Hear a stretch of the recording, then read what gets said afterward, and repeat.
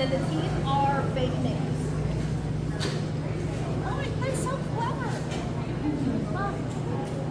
That's look, you could sell those. Oh my gosh, look at it's a little snake. Yeah, and I have like a little worm in there. I got like a little rubber one from a craft store. And it's just the thing is held together with hot glue, thread, and there's oh my gosh.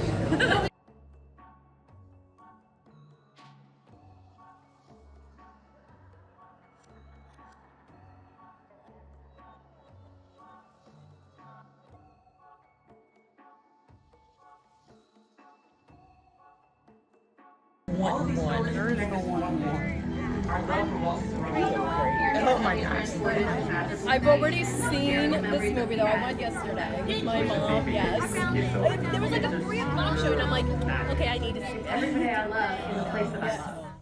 Okay, so here we are after my second time seeing the movie.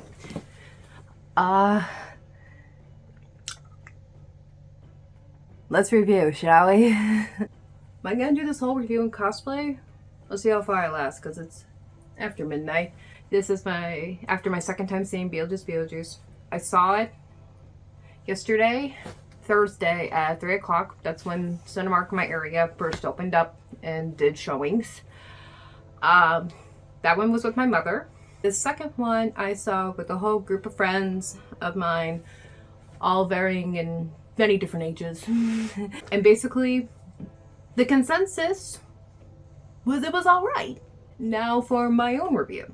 If we were to reference the tier videos that I was doing, I would probably put this at a solid B+. Do I call it a return to form for Tim? I don't know if I would go that far, but I would say this was a heck of a lot better than some of the other films that we've been having to sit through lately. This is better than Peregrine. This is better than Dumbo. It's strong compared to this. It's just as fun as Wednesday.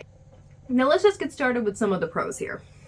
Pro number 1, obviously Michael Keaton. He is amazing as Beetlejuice, as we all kind of expected. Winona Ryder does really well coming back to Lydia. Catherine O'Hara is phenomenal in this. I was not expecting a claymation Jeffrey Jones, but I think that was probably the best you could do in that situation. I loved Dolores. I just wish we got more of her. I mean, I'm not just saying that because I went and cosplayed her, but I'm also saying that because I went and cosplayed her. A lot of problems I had with the movie are kind of from the narrative and the script and stuff. But then again, Beetlejuice itself is kind of loose with its rules, so I don't want to chalk up my review as a, oh my god, they didn't follow this lore, they didn't follow that lore. No, Beetlejuice is very loosey-goosey with everything, okay? I mean, it's loose in the cartoon, it's loose in the original film, it's loose in the musical. There are really the only set rules we have with Beetlejuice is the name 3 times thing.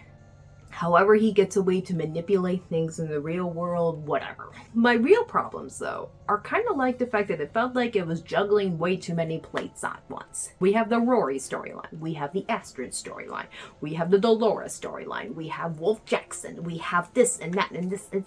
It was too much. And I think if we would have streamlined it, maybe cut out a little bit of the fat here and there, we probably would have gotten something a little bit more concise. Again, the first film, very concise. You really only have to worry about the Dietzes, the Maitlands, and Beetlejuice.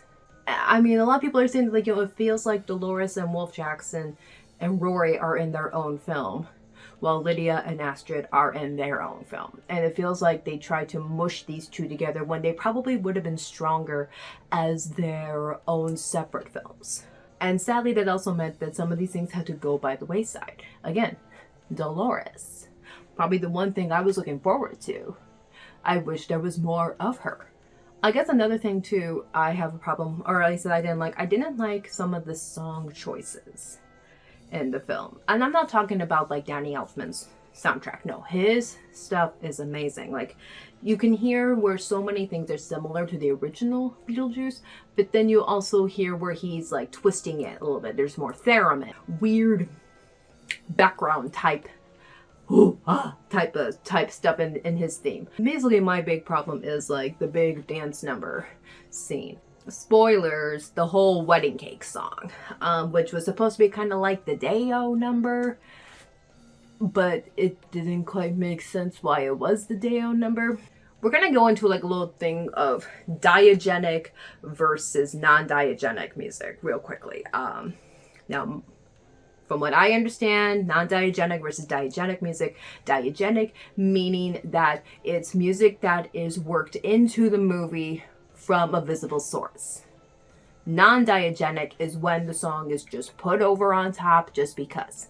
Best example of diegetic music is actually earlier in the film when Dolores is putting herself back together. She's putting herself back together to the Bee Gees song Tragedy. And that song, it's not out of nowhere. That song actually came from Danny DeVito's headphones. You hear it from the headphones and you hear it in the movie. So that's the easy transition part. There was no callback to the song they used at the wedding scene earlier in the film. In the original Beetlejuice, Harry Belafonte's songs and Day-O were used, sprinkled in at the beginning of the film. Adam and Barbara are fans of Harry Belafonte. You hear Adam listening to Harry Belafonte in the basement while Jane is trying to get him to sell the house. But there was no earlier callback to it. So hearing this random disco type song about cake and rain, which I was not familiar with. My mother, who I saw the film with, she was very familiar with the song, and she actually liked the song. Well, I like what they do with the song, with Michael Keaton mouthing the words, even though it doesn't make sense for him to mouth the words, because he's doing the spell.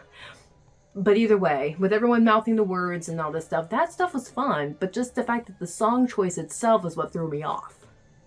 I kind of wish that the film had, spoiler alert, there is no end credits scene for Beetlejuice. And I thought there would have been. I thought they would have at least had more resolution with the Bobs running around Winter River. Because that was one of the other things that kind of just fell by the wayside. Here's the thing. Were we expecting this film to be as good as the original? I don't think we were. Were we expecting it to be as good as the musical? No, I don't think. When it comes to legacy sequels, it's kind of hard to beat what was originally there.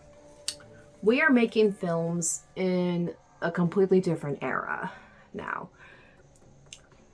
What we were able to get away with in the 80s, we can't really get away with now.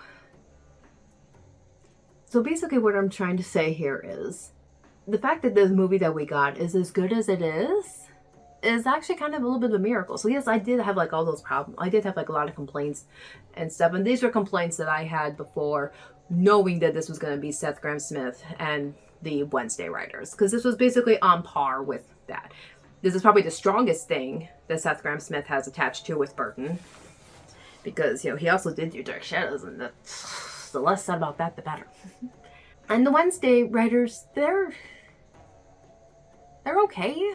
The first film is an S tier for me. It's iconic in its simplicity and in its quiet moments. That's what I love about the original film. There's too much going on in the sequel. I wish they would have pared down a couple of things. I wish they would have given more attention to other things. And yet, though, I am just happy that of all the things that could have happened with a Beetlejuice sequel, I'm just kind of happy that we got what we got.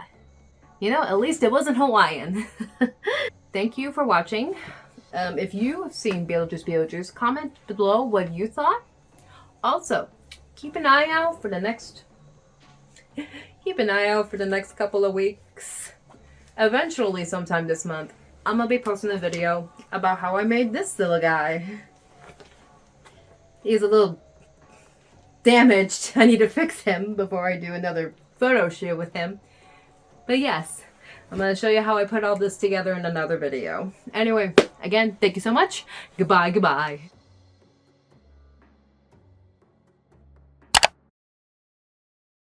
Oh my god, this is 1,000,000 degrees.